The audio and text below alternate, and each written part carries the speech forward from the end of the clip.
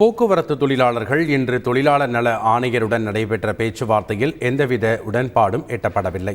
Chennai Teynampet TMS வளாகத்தில் தொழிலாளர் நல ஆணையர் அலுவலகத்தில் இணை ஆணையர் ரமேஷ் தலைமையில் போக்குவரத்து தொழிலாளர்களின் கோரிக்கைகள் தொடர்பான பேச்சுவார்த்தை நடைபெற்றது.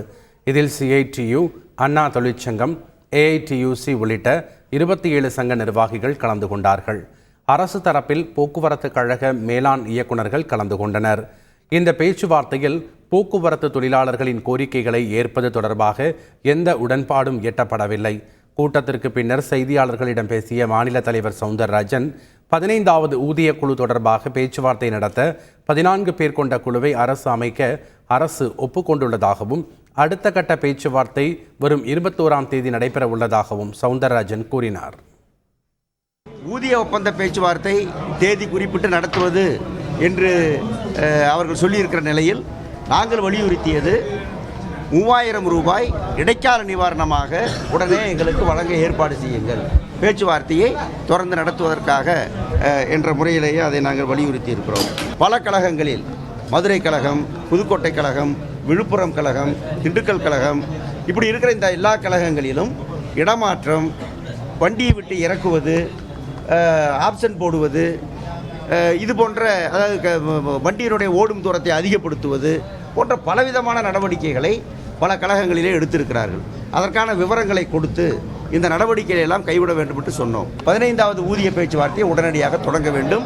ஓய்வூதியர்களுக்கான பஞ்சப்படியை உச்சநீதிமன்ற தீர்ப்பின் அடிப்படையில் உடனடியாக அவர்களுக்கு வழங்க வேண்டும். வாரிசு வேலையை நிரப்ப வேண்டும். வரவுக்கும் செலவுக்குமான வித்தியாச தொகையை உடனடியாக அவர்கள் கொடுப்பதற்கான நடவடிக்கை எடுக்க வேண்டும். ஓய்வு பெற்ற தொழிலாளர்களை பேச்சுவார்த்தைக்கு அனுமதிக்கவில்லை என கூறி ஓய்வு பெற்ற போக்குவரத்து ஊழியர்கள் தர்ணாவில் ஈடுபட்டனர். தேனாம்பேட்டை டிஎம்எஸ் வளாகத்தில் தொழிலாளர் நல ஆணையர் அலுவலகத்தில் பேச்சுவார்த்தைக்கு அழைக்கப்பட்ட தொழிற்சங்கங்களுடன் தொழிலாளர் நல துணை ஆணையர் பேச்சுவார்த்தை நடத்தினார். அப்போது ஓய்வு பெற்ற தொழிற்சங்கங்களை சார்ந்தவர்களையும் அனுமதிக்க வேண்டும் என ஓய்வு பெற்ற தொழிலாளர்கள் கோஷங்களை எழுப்பினர்.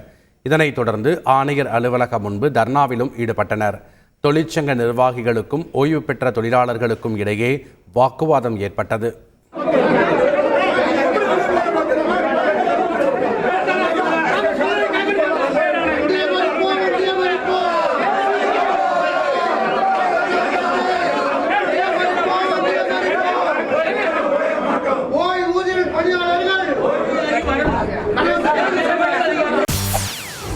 செய்திகளை உடனுக்குடன் தெரிந்து கொள்ள உடனே சப்ஸ்கிரைப் பண்ணுங்க.